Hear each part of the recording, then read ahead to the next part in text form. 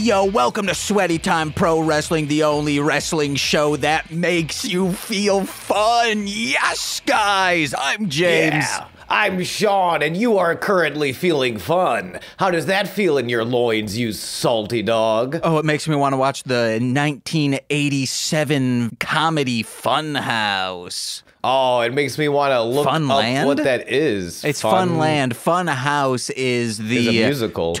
It's the Toby Hooper vehicle that got him Poltergeist, probably?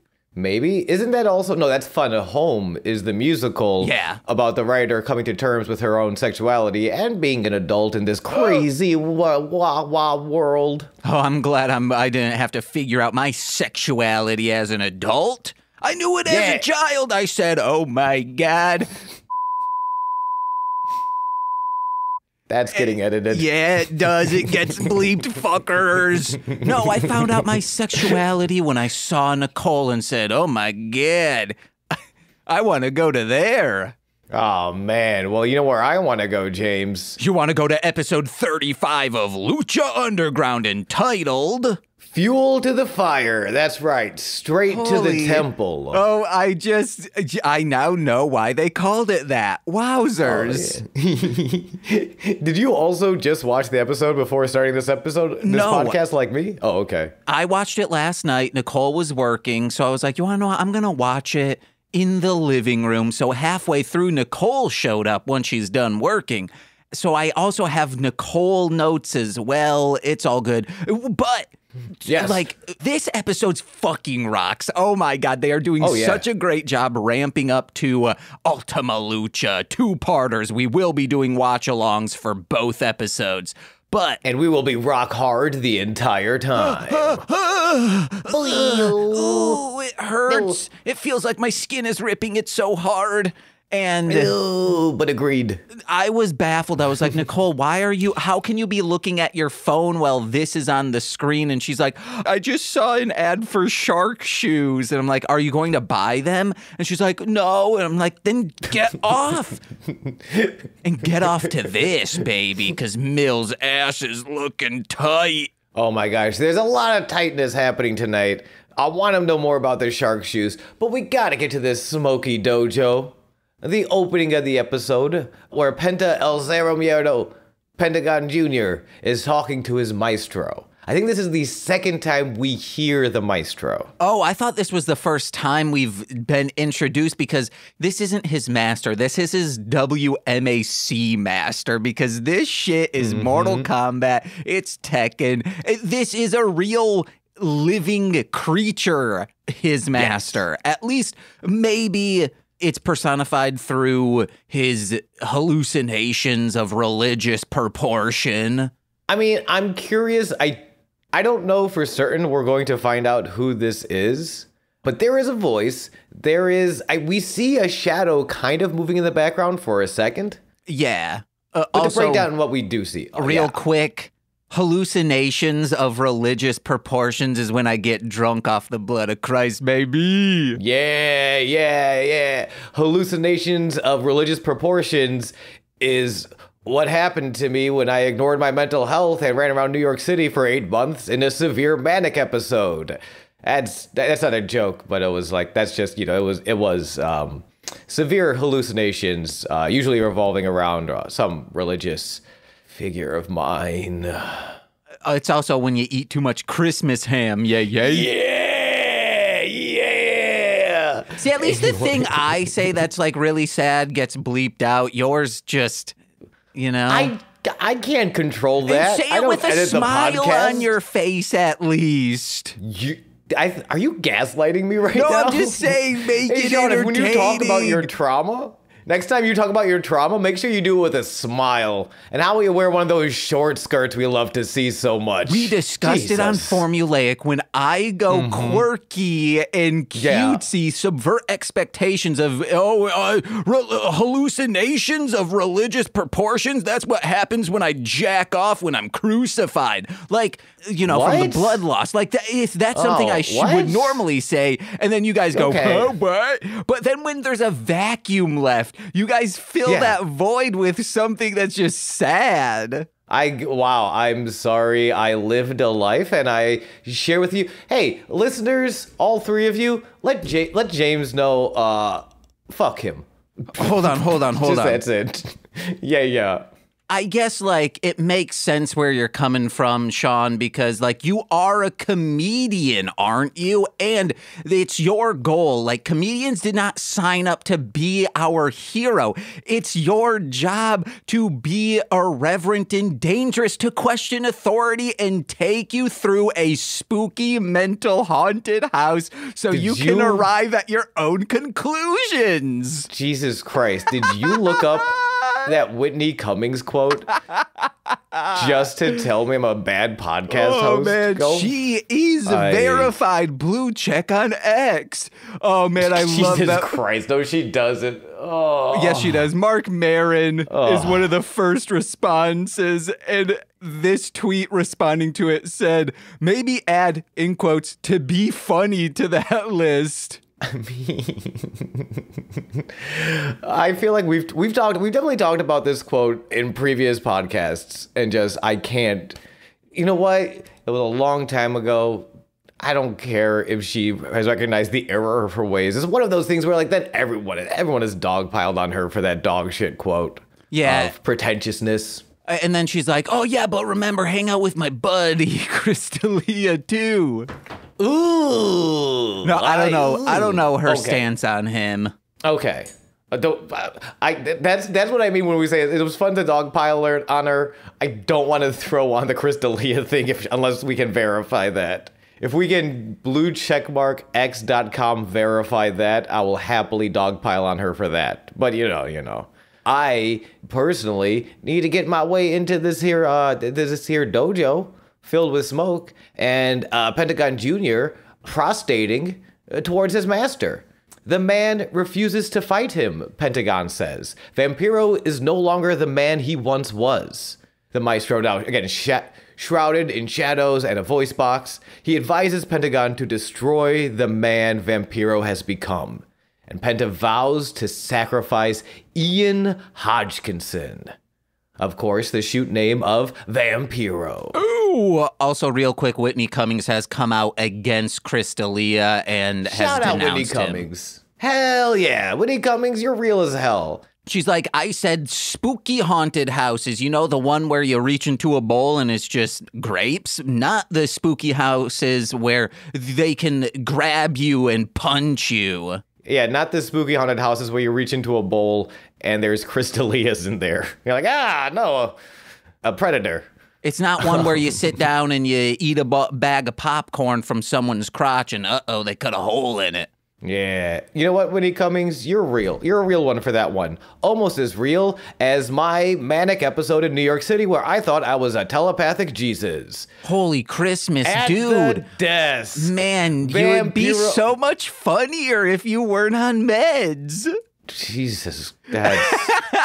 I am trying to come up with... You need to transition because I am not comfortable doing it right now. I started singing a song and I'm like, you're not going to transition? You're going to dig in deeper? Cool. I was like, that's a very good... I started singing, I wish I could feel like I used to. I wish I could feel like I used to.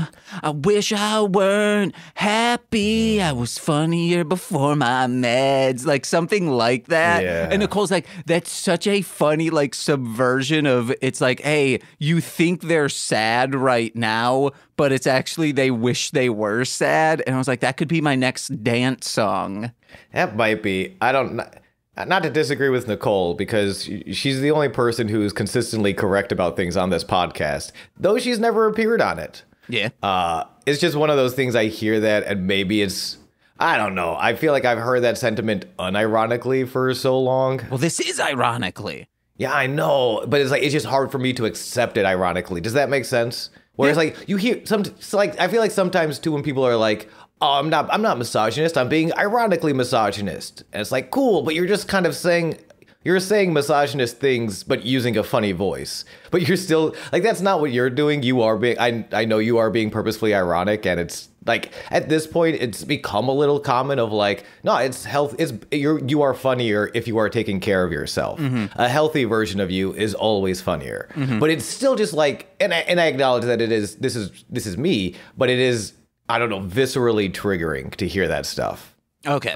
I apologize. Of course, I was being ironic, or not even ironic. I'm parroting people who do say that. Yeah, and I guess ironic and in some sense satirical, because I know the point of that joke, the point of that song is the subversion, and is to sort of highlight how flawed of logic that is. Remember then when this was a wrestling podcast? I'm coming in. You know what? I'll say, and I will say this because I said it off mic, and I was like, look, I don't think I wanted to come up. Clearly, it's in my head. We talked last week about a dear friend of mine who passed away. And this weekend, the friends we all grew up with are in town in Chicago, as they normally do. And it's just a weird layer of, like, normally this is like a big vacation, fun. We're all going to be, because we've all known each other, this big group of friends. We've known each other since we were kids. Oh, this is going to be when we kind of like just play games and we really like revert to that childlike sense of wonder. And go to Water Air Show. And go to the Water Air Show, and we support America and fire their plane. The Water Air Show is in town in Chicago right now, and you can tell by the loud planes and the unnecessary, gratuitous patriotism. It's just like a weird layer of, like, here's this memory that we would do every year of them coming to Chicago, and adding a layer of, now we're also going through my friend Steve's things and, like, helping his widow to sort of sort out what we want to keep, what we want to get rid of. And that's just a real harsh dose of reality to this, otherwise whimsical state of affairs. And you can harvest that now full of spooky haunted house irreverency. My gosh, I can take them through a tour of my fucked up mind palace. Man, that's what you've been doing all along. Wow. Whitney Cummings was right. Whitney Cummings was right. Guys, Hashtag. If you take anything away from this podcast episode, is that Whitney Cummings was right. I think I should just tweet that. Hashtag Whitney Cummings was right. No context whatsoever. I agree. And I'm here to see it. We're at the desk, and Vampiro remembers the word phenomenal while describing an 8-person lucha, an Atomico tag match tonight, our main event. Plus, Vampiro has a sit-down with the man trying to ritualistically end his life, Pentagon. But first, let's check in with Melissa Santos for our first match of the night. You're missing out on a big detail in between that. Hit me up, Daddy. Who's in the crowd? Another man of irreverence taking us through spooky haunted mind palaces. It's Ron Johnny Funches. Oh, wait, Ron Funches is in the crowd? Yeah, that's what they said, something about Ron Funches.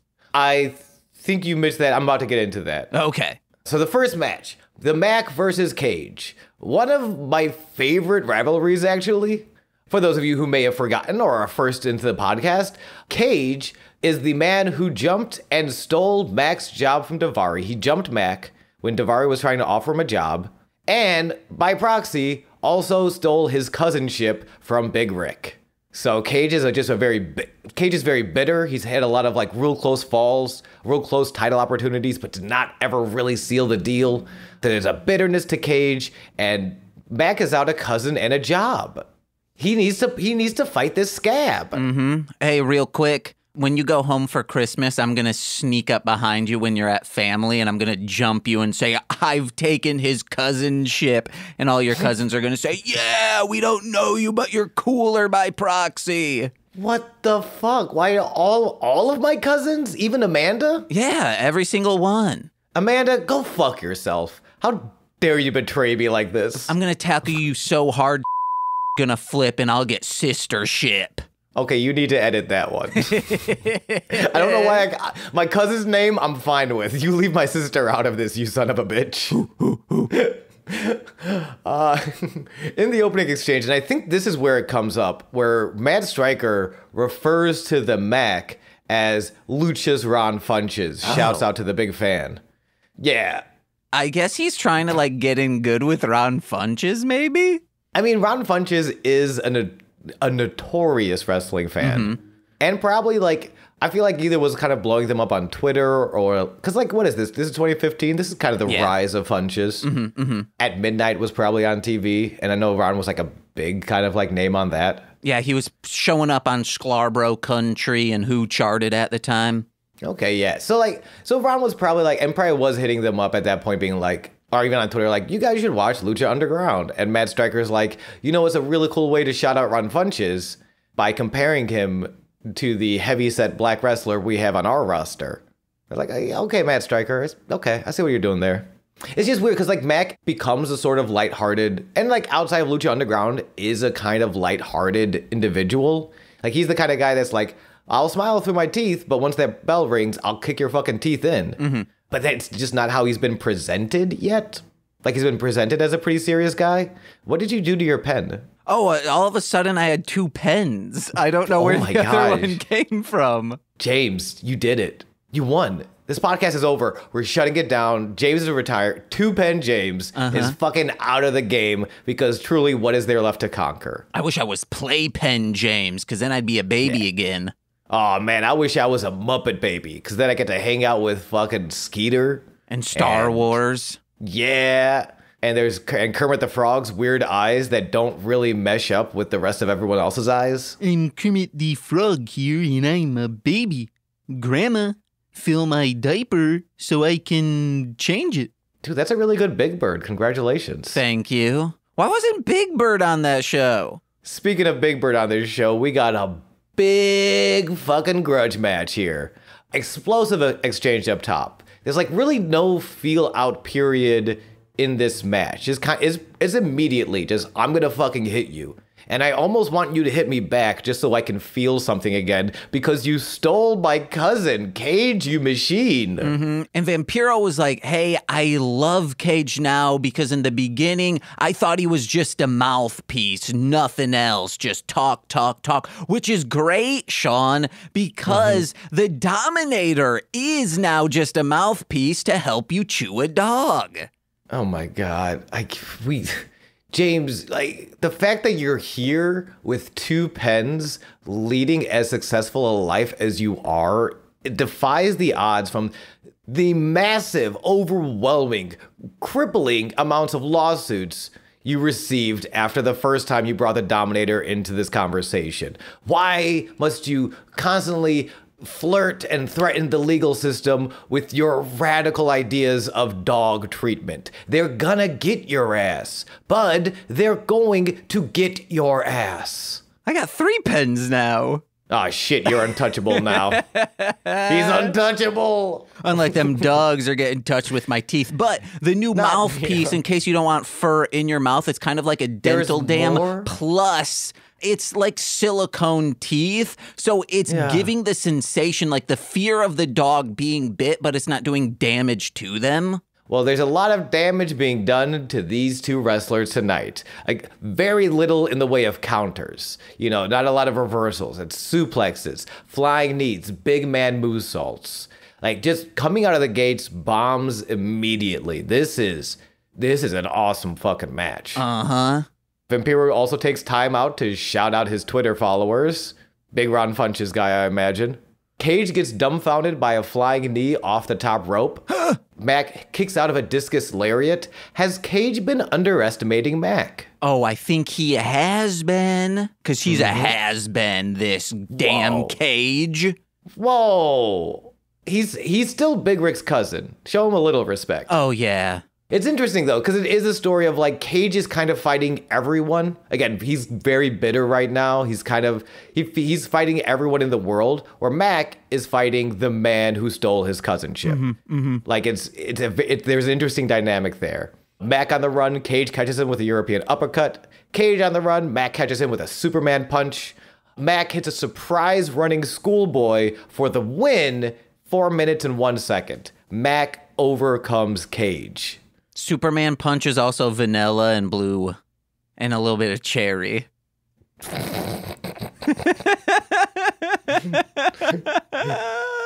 I know you're going to edit out the pause. No, I won't. Okay, good. It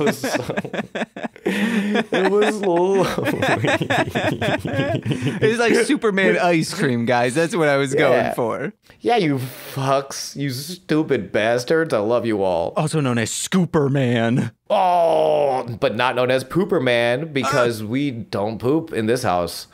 Real quick, I got a couple more notes on this match. When Mac kind of like spears Cage or something, Vampiro goes, "Oh man, Cage is thinking, I got to get the number of that taxi that just hit me." And you want to know what that number is? 6969. Yeah. I think he also calls him like that taxi or that giant bumblebee. Yeah. Which I love. And I kind of hope there is something to be said about a three-dimensional character. I feel like it's very it's somewhat very 80s, I won't even say 90s, to be like, well, where's your anger? Where's your aggression? Which is like, sure, that's part of it. Like Mac coming out of the gates, and even the trios match, I think it was a four-way match they had together, and Mac immediately went after Cage. Like him being angry at Cage makes sense. But I also want to see him be able to smile and to laugh and to like be a fully realized character, not just, and I'm angry. He teams up with Marty the Moth. He's the Bumblebee and the Moth. Honestly, like I hope that happens. That would be so neat.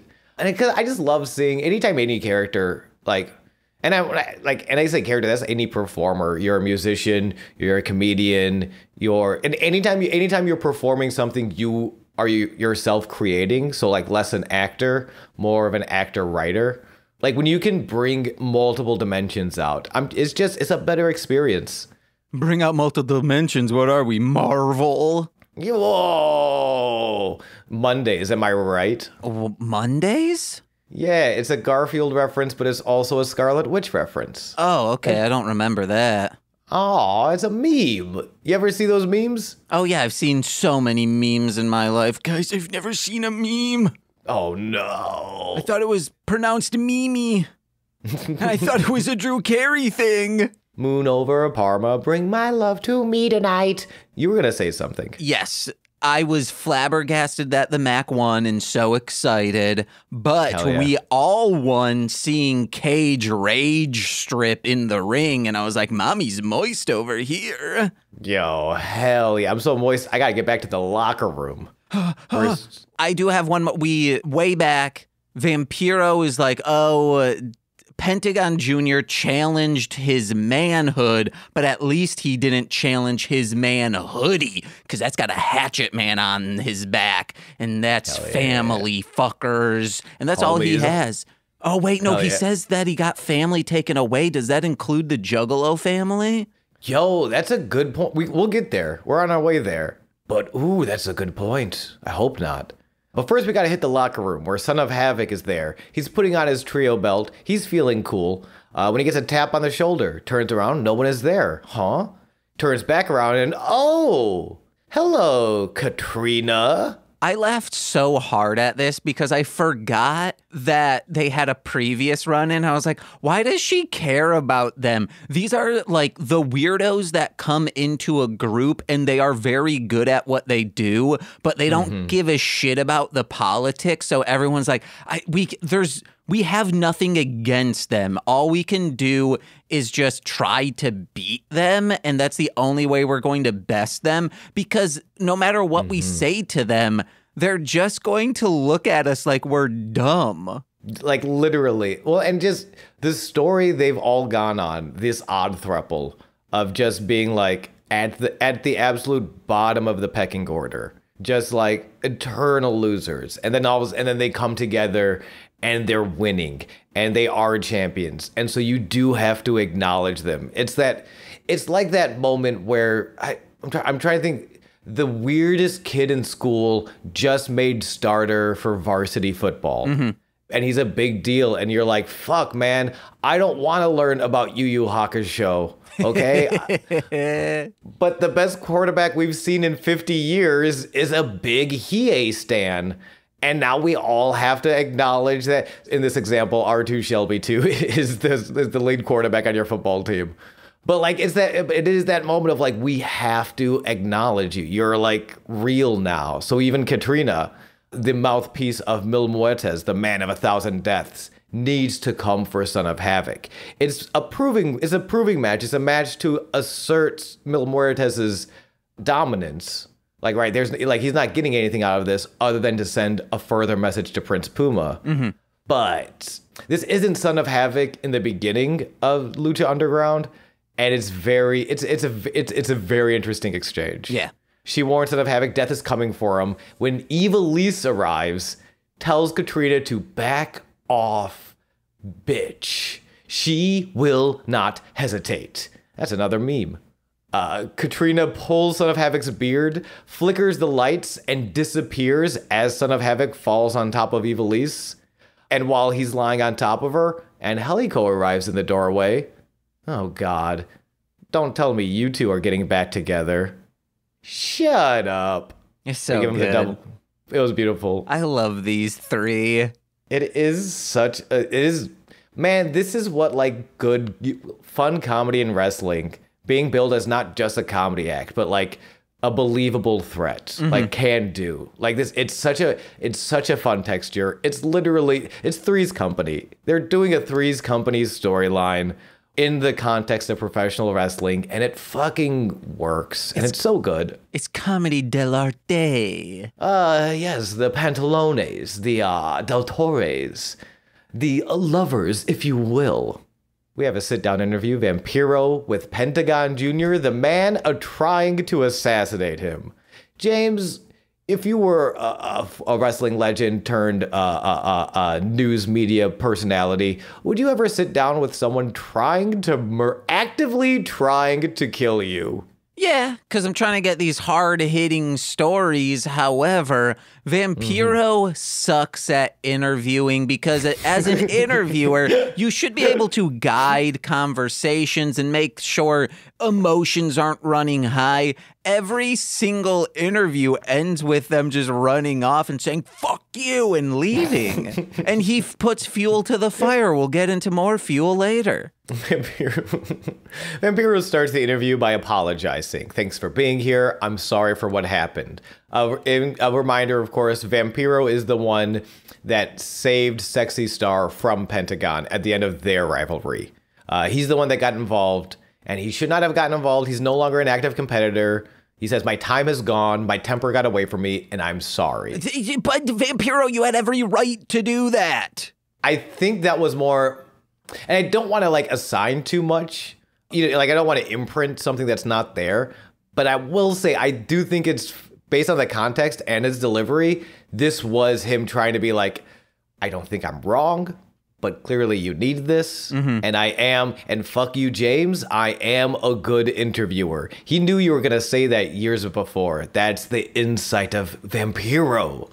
He knew you were going to call him out for being a bad interviewer, and he said, I'm going to try to cool these tempers. He said, any beta cucks out there later doing a wrestling podcast?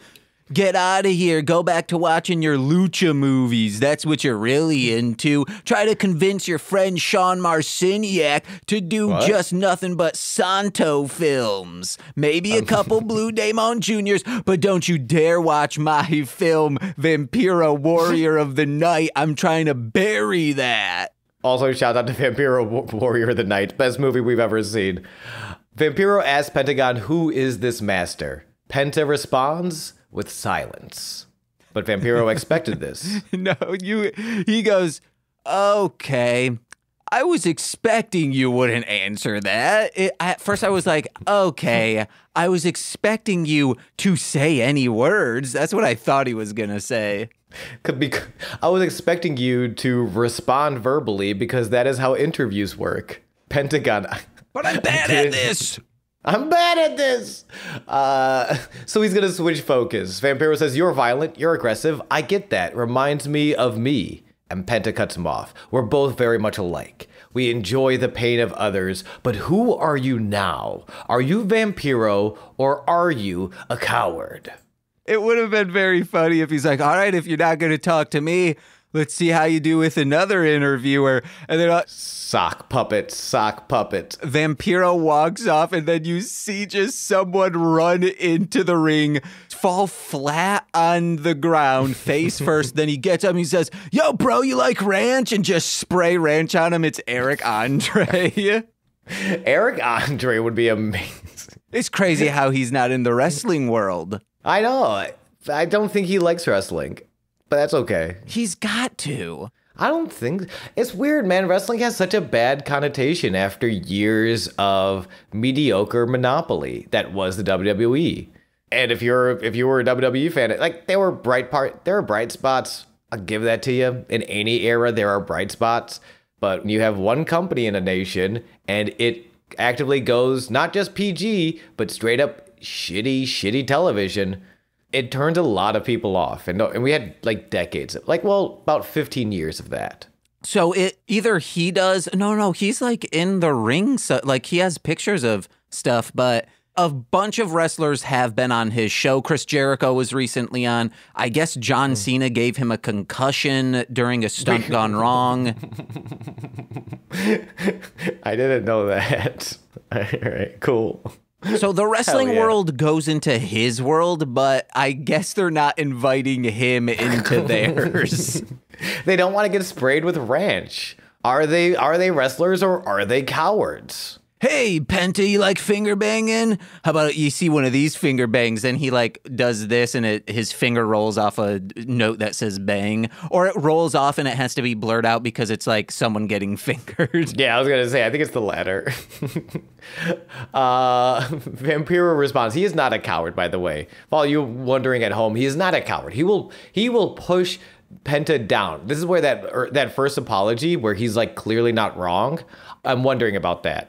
Like, I'm wondering about the sincerity of that, because he's like, he gets to that point. He's like, I'll push you down, but I'm not like that anymore. I've done a lot. I've lost a lot. Now all I have is my daughter and the love of the Juggalo nation, the Juggalo family, excuse me. Only thing tighter than a nation is a family, baby. Whoop whoop. His time is done, but he is no coward. And Penta says, prove it. Face me at Ultima Lucha. Vampiro responds, forget it. My time has come and gone. This is your time. Penta jumps on that. I knew it. I knew that would be your response. Weak and pathetic. You've always been weak and pathetic, but I will show you who you really are. I am Pentagon Jr. Zero Miedo. Remember that.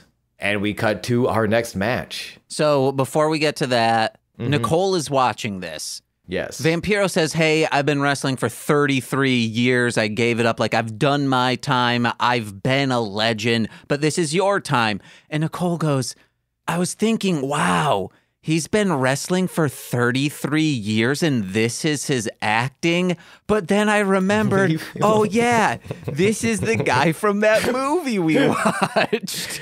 Vampiro of the Night. It's Master of the Night? Warrior of the Night. We said it already in this app, dude. I know. I was distracted by myself. What is the perfect movie? Guys, you gotta watch it. Vampiro fucks a mannequin. It's the perfect movie. Mil Muertes with Katrina versus Son of Havoc with Ivelisse and Angelico. This is also a very cool match. And exciting just because, like, to see how different Son of Havoc is at this point. Yeah. There's not a lot on the line. Son of Havoc has a lot to prove with a victory over Mil. Mil's kind of going through his world destruction tour. I'm going to murder all these dudes, Prince Puma, and you're going to watch, and you're going to rub your shitty little dick to it, and then I'm going to steal your title. He's like Godzilla in Final Wars, babe. Yeah, but Son of Havoc is no tiny tank. He's a full-blown luchador. He's starting his career on this brutal losing streak. He has fought, he has overcome, and he's earned the crowd's respect. He has earned the love of the temple. I'd like to see him in a tiny tank, though. Ooh, baby, show me the muscles. Yeah. I thought it was just a fetish for tiny tanks. No. For where it's a tank, there's a gun and his treads and everything, but his knees are up to his ears. And he's like, ooh. It's like a Tonka big wheel, or yes. Not, like a Power Wheels tank, or like the tank at the end of Takashi's Castle, a.k.a. Most Extreme Elimination Challenge. Let's get it on. A very different Son of Havoc on display early. He's struggling to take Mill off of his feet, but he's maintaining pressure with greater speed, high-flying technique, and just the confidence of someone who's like, I'm not going to lose in 30 seconds. I'm going to bring the fight to Mill. And he does. Up until a backspring elbow, a signature of Son of Havoc, gets caught in midair, and Mill throws Son of Havoc over the top rope, and he kind of just gets bullied on the outside of the ring. Mm-hmm. A classic Rudo technique. I cannot beat you in between the ropes, so I will beat you outside of the ropes. Mill's a Rudo? Oh, no, James. Of course not. But throws him into like, excuse me. Oi. Oi. Bounces Son of Havoc's head off of the balcony, throws him into a pile of chairs, hits him with his steel chair. And I guess the referee was just like, oh man, I could disqualify you, but that looked really cool. So like, I'm all right with it. Because Dario Cueto is like, hey man, I like this shit. He signs the checks. Powerbomb onto the announce desk. And not over yet. Pinball Son of Havoc around outside Dario's office before throwing him back into the ring. But maybe a moment too soon. Son of Havoc counters Mill, suicida dive, throws Mill back into the ring, springboard double stomp, gets the first pinfall. I think it's only a 2 count though, like a short 2 count. I question that too. It was a 1, but they're like, yeah, it was a 2, right? No, that was 1. I was actually really quick. Did they get to 2 or was it a 1 count? I wasn't sure. I thought it was a 1 count, but they were saying it's 2. Okay. Like, yeah, it was 1.5 most likely. I felt like it was barely 1. That's fair. It's probably barely a 1. But the fact that he even held Mil Muertes' shoulders to the mat for any period of time is impressive. Mil Muertes is not just a giant dude. He's a giant dude with the power of death magic. Mm-hmm. That's a lot going on. Mil's got a lot going on for him. This might be the summer of Mil. That's like Vivi, minus the big man. Vivi from Final Fantasy? Yeah. Oh, okay, yeah. He has death magic. But he's not a big man, he's a little guy. Yeah, just picture Vivi from Final Fantasy, but fucking huge. Dude, Nicole needs to draw that. So many people would be masturbating to it. I'm already there. But I have to finish this podcast before I can finish myself. Cut this. This sucks. Sean's been wiggling around in his seat, obviously moving around the butt plug he's wearing. Mm-hmm. No, I'm just doing my Norman Smiley dance. The wiggle. While wearing a butt plug. Yeah. AKA Vampiro's only friend. Is that true? Yeah, we talked about this before. I don't listen to this show. Because Conan said, hey, he's a loner. I never saw him hang out with anyone whatsoever that wasn't required to, except for Norman Smiley. Norman Smiley. Black magic, baby. The fucking dude. At some point, we're just going to do a Norman Smiley podcast. I don't know how to format that. Dude's just great. We just go through his life. Yeah, not even his wrestling stuff. First episode's pre-wrestling. Mm-hmm. Then as he's beginning out, hey, he's finally made it into some big fed, and then his rise to fame, and then what he's doing now. Hell yeah. That's 5 eps. You think he'll let me just like follow him around and be friends with me and like get boba tea? Probably not. Most people wouldn't. I'm kidding. I love you, Sean. I love you too, James. Well, I won't buy boba tea for Norman Smiley, but I might buy boba tea for Son of Havoc because he's fighting his little heart out here. Mm-hmm. Flying off the top rope, gets caught by the throat, escapes. So good when he escapes. He wiggles out of it like some luchador would. It was so fucking good. And this is when I was like, Nicole, how are you not watching this? And she's like, I'm looking at shark ads. Which, like, fair enough. Sharks need our safety. It was just Shark Week, guys, like 3 weeks ago. Does escape beautifully, but is still stopped with a punch to the chest. Mil just knocks him right in the heart. Son of Havoc fights Mil off of the top rope, shooting star press, but the pool is empty as Mil rolls away. And Katrina, meanwhile, does what we all want to do, touch Angelico in the chest. Evilise gets in her face, though, but it's a distraction. The goons, they attack Angelico while Evilise is getting choked by Katrina, and Son of Havoc makes a choice. He ignores Mill to save his partners with a tope to the goons on the outside. They're growing as a relationship. Yeah, and I love that the announcer is specifically called out. It's not Son of Havoc just making a mistake. It's not like, oh, he's too distracted. No, Son of Havoc made a choice to threaten the chance of victory to save his friends. Mm-hmm. That's that good. That's that good shit. That's that anime shit that we love to see. He makes the choice. Unfortunately, the choice does bear repercussions. Mill will not be ignored. Son of Havoc returns after saving his friends, only to be speared and then flatlinered. Mil Muertes wins at 7 minutes and 9 seconds. And you know we're getting that lick of death. And you missed out on something when they were wrestling on the top ropes in the corner. Mill starts doing something. What was he doing to someone's head? Oh, yeah, the big Mill's biting. You want to know what he's promoting right there? Anyway, Texano is in ring with a microphone. We gotta keep moving. Texano with the microphone. He says he's never been a nice dude, but the one thing he's always been is Mexicano. He loves hurting people. He loves breaking bones, whooping ass. Yeah, I'd cheat. Yeah, I turned on my own brother, which I should have researched that because I'm very curious what that means. Like, I'm sure like he literally turned on his own brother in a wrestling match. But I love that he brings that up in this babyface promo. It's like, yeah, I betrayed my own brother, but I've never turned my back on my people, my culture. Chavo, you have turned your back on Lucha, and Texano is calling you out. And the crew come in. The crew jump Texano from behind, kendo stick, but Blue Demon Jr. is here to make the save. Thank God. They try to slide a chair in, hoping that Blue Demon Jr. would trip over the chair. He does not. He picks it up. He turns around, and he turns his back on Texano? Huh? Blue Demon Jr. smashing Texano with a chair, says to Texano, "You are not Mexico. I am Mexico. I do not need you to fight my battles for me. At Ultima Lucha, you will fight me, Perro." And it's official, Blue Demon Jr. versus Texano. Blue Demon Jr., the Rudo, Texano, the babyface, the Technico. Very interested in seeing that. And I like how they played out. At the end of last week, we talked about Chavo sort of getting into Blue Demon Jr.'s head. I don't know how legit that hamstring injury is, but like, yeah, I don't think Chavo was not scheduled for Ultima Lucha as far as I know right now. But then like sliding this in and bringing Blue Demon, like Chavo getting under Blue Demon Jr.'s skin to flip him back to his Rudo ways, the last true Rudo. I love it. You'll love to see it. Mm-hmm.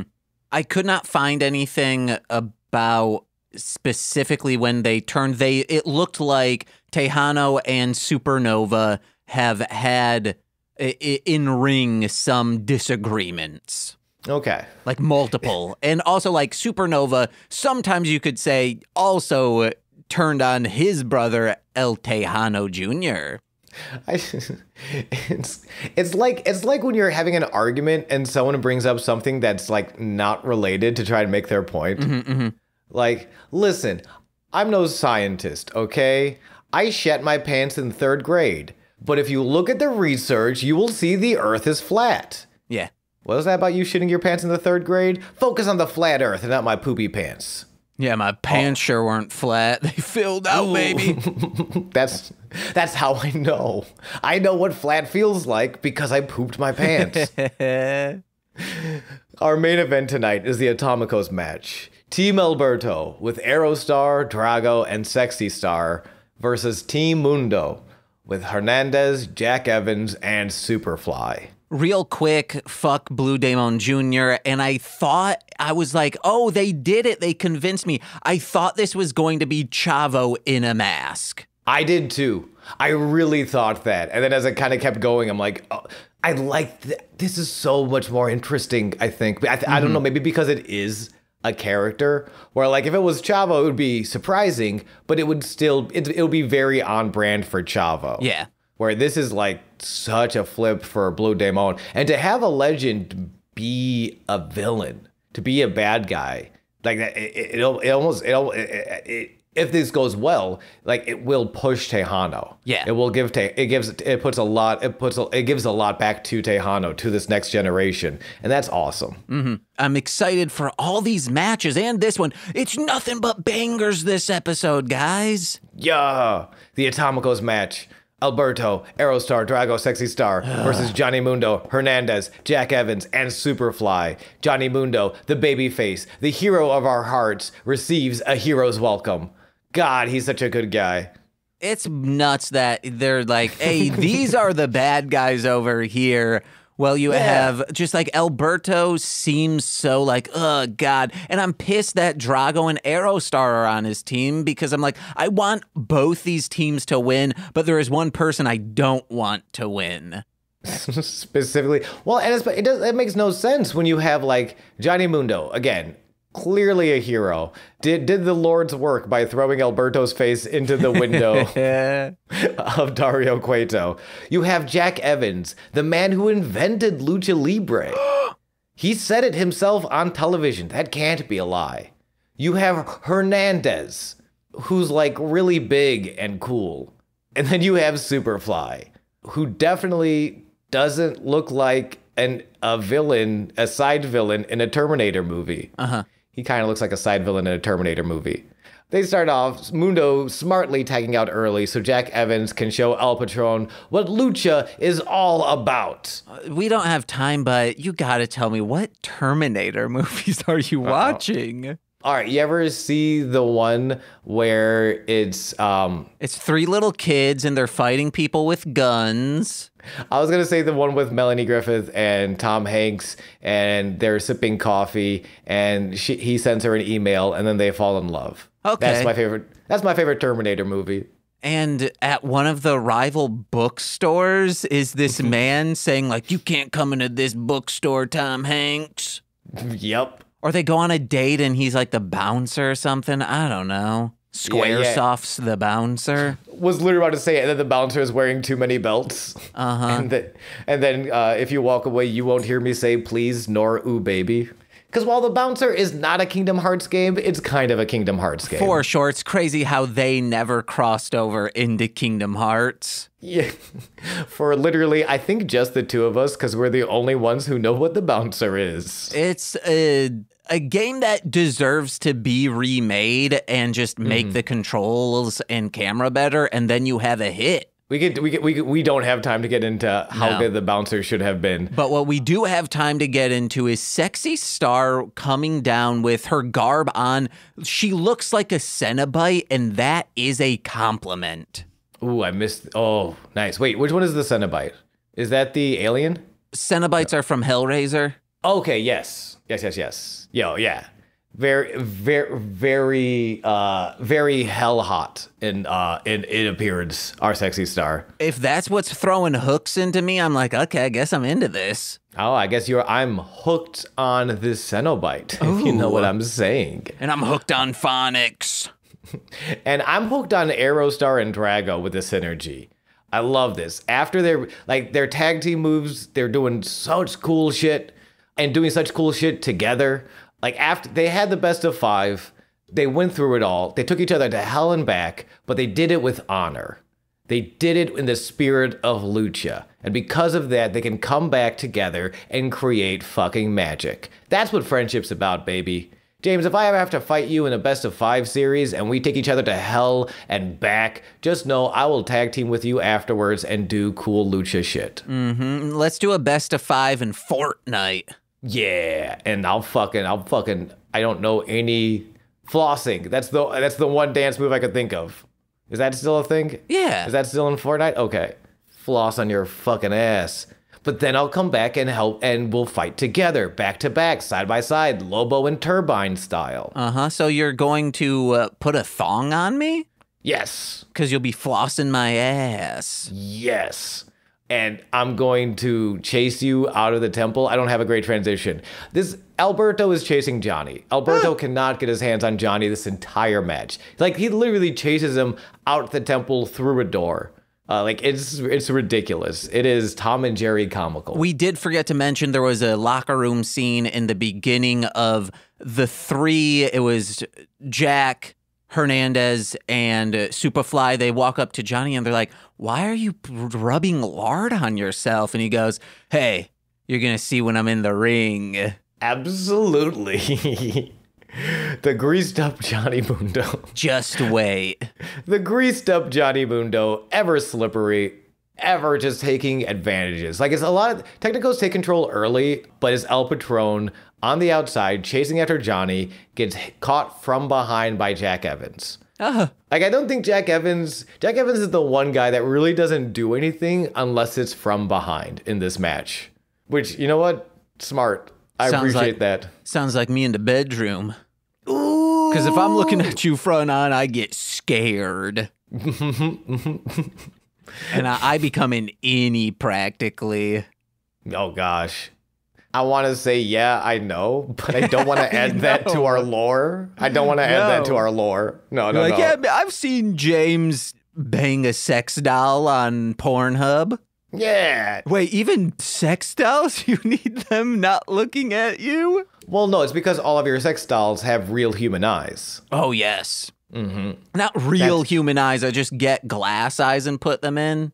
James, as one of your sex doll providers, I have terrible or exciting news. And I encourage you to take it in the exciting way. I have been grave digging eyeballs for your sex dolls. It's what makes a sex doll a love doll. Okay. Is the real human eyes. You want to talk about wrestling again? Yeah, the only real, because during these last two matches, I didn't have a lot of notes just because it's just great wrestling. But when Aerostar is in the ring and they're dragging Aerostar back to their corner, just pounding on him, that was a great time. The Aerostar isolation is very real. Gets a big... Dude, the Hernandez powerbomb on Aerostar, too. Man, I really like Hernandez. I think, again, my two favorite kinds of wrestlers are... Or three favorite types are silly little guys, shouts out Son of Havoc, just like really smart technical guys, or Kevin Nash. And Hernandez is just Kevin Nash. He power bombs, sits out with it, smokes a cigar, high fives a kid on his way to math class and encourages him to be a better version of himself. Hernandez is cool, and I love him. Even though Aerostar eventually kicks out of that power bomb, makes his way to the corner, tags in Sexy Star. Sexy. She gets the hot tag. Jack Evans tries to run the interference, but again, Johnny accidentally... Oh no, fuck. He tries to run the interference. Johnny accidentally knocks Jack Evans out, but Sexy, finally getting her hands on Superfly, kind of lets the match go. So just so she can start beating up Superfly. And that is a mistake. Hernandez cuts her off, throws her out. Drago tries to cut off Hernandez, but Jack Evans and Superfly are there to keep the advantage. Alberto eventually comes in with the save, tries to clear the ring, cross armbar onto Jack Evans, but Johnny Mundo... Findamundo off the top rope to break it up. Johnny and Sexy Star are still the legal participants of this match. Sexy Star with a crossbody, but Johnny rolls through. And with a handful of tights, Johnny scores the win at 90 minutes and 27 seconds, rolls out of the ring to avoid Alberto again. Ooh! And that's the main event, so I guess we're done here. We can all just go home. Yeah, they're wrapping up. Yeah, thank you so much for listening. I'll get into my plugs. You can... Oh my god, it's Pentagon Jr., with a crescent kick to the back of Vampiro's skull. And I'm just looking at this. I'm like, he is a brittle man. It's crazy how they're allowing this to happen. I know. I mean, this is before that 2017, right? Was that doc we watched? Yeah. So like, this is a couple years before that. It's weird and it's hard. And I feel like it's especially weird and hard for wrestlers to kind of say... To be the ones to say, oh, I can't take spots anymore. I can't take bumps anymore. We'll get into it, but like it's clearly leading to a match. It's also like, hey, this isn't the 80s. I'm not taking bumps anymore, so I won't be taking bumps anymore. Cocaine solves everything. Give me that coke. Pentagon lays Vampiro out with a chair. He says, Maestro, I dedicate this sacrifice to you because I'm going to destroy this shell of a man. running punt to Vampiro's skull again. The poor skull, before pouring a small barrel of gasoline. No, you need to set this up, Sean. Hit me, baby. Goes into the crowd, goes into like some closet or something, and then pulls out a jug, holds it up to show that it says gasoline on it. And I'm like, oh my God, he's going to emulate him. What the fuck? And again, how is Nicole's eyes not darted to the screen? Shark shoes, James. No. The shoes of a shark. And he's screaming, I terrorize you. Why won't you submit? You know what? If you don't accept my challenge at Ultima Lucha, your family, the entire world will see you burn in flames. Holds up the lighter. Little Vampiro. He calls him Little Vampiro. Mm-hmm. He calls him Little Vampiro. James, he calls him Little Vampiro. And I want, first of all, I want plushie keychains of Chibi Vampiro and Chibi Pentagon. But also, he's ready. He's prepared to sacrifice Vampiro to his master because he is Pentagon Jr. Cero Miedo. And that's Lucha Underground, episode 35, season 1. The fuel to the fire. Damn, I'm so excited for this damn penultima Lucha and then the final episodes. So am I. And I'm so excited for you to go check out twitch.tv/GooseVonKaiser. I promise I'll stream again someday.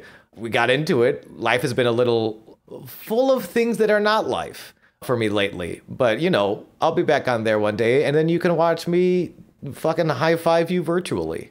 Hey guys, head over to MLM Pod to find out information about my other podcast, the Free Feed Podcast. Wherever you're listening to this, you can listen to Sweet Child of Time, Hit It and Crit It, Formulaic, a podcast in script writing, and, oh my God, everyone's favorite, Mostly Speakin' Sentai. I think that's it. Yeah, of course it is. Possibly, maybe not. Also, This Movie's Gay is there. Listen to my music under Marshland Monster. There's a lot of free stuff on MLMpod.com, but wherever music is found, you can find new tunes every single month. Besides May, every month I have put out a new single EP or album. So it's being updated. This September, The Modern Myth with MC Deep and I. That's an EP. It's really good. Then we got Anal Dentata, then some jungle tracks that I've made. It's a good time. Then head over to patreon.com/MLMpod, where for $5 a month, you get exclusive content every single Friday in the form of This Existed with Lil Corey and I, Mostly Speaking Sentai After Dark, where Nicole and I talk about horny tokusatsu. Oh, it's for adults. Then we just finished Death from Above, a Sam and Max podcast, and we are moving on to The Citizens of Townsville Z, where we will be going through every episode of Powerpuff Girls Z, the Toei anime series. It's a good time. And Engaged with Nicolas Cage, which this week we will be discussing Ghost Rider. Yeah. And if you're a $10 patron, you get exclusive content monthly on top of the weekly stuff. Oh, baby, it's a good time. And shout outs on every single Free Feed podcast. We don't have time, Sean, unless you have something very good. Was literally going to say we don't have time. All right, Steve F., Eric Berry of Ranger Command Power Hour, Alex Z., The Waz, Orion, Jordan B., The Chaos Witch, my Bickle brother in common law, Joshua Jacobs, he's gonna be a best man in October, yay, yay. Steve Barnes of Sweet Child of Time, and Intro Void, check his music out. The Womb in Which I Emerged, my mother, Lil Corey's BFF and former roommate, Shane, That Fed, who is just on Death from Above, a Sam and Max podcast, Core Winning of twitch.tv/Core Winning, and from the Rom Complex and Formulaic, a podcast in script writing, twitch.tv/R2Shelby2, it's R2Shelby2, and I've been James. And I am Sean, and this has been Sweaty Time Pro Wrestling. Get in the ring. Or get in my ass. Bye.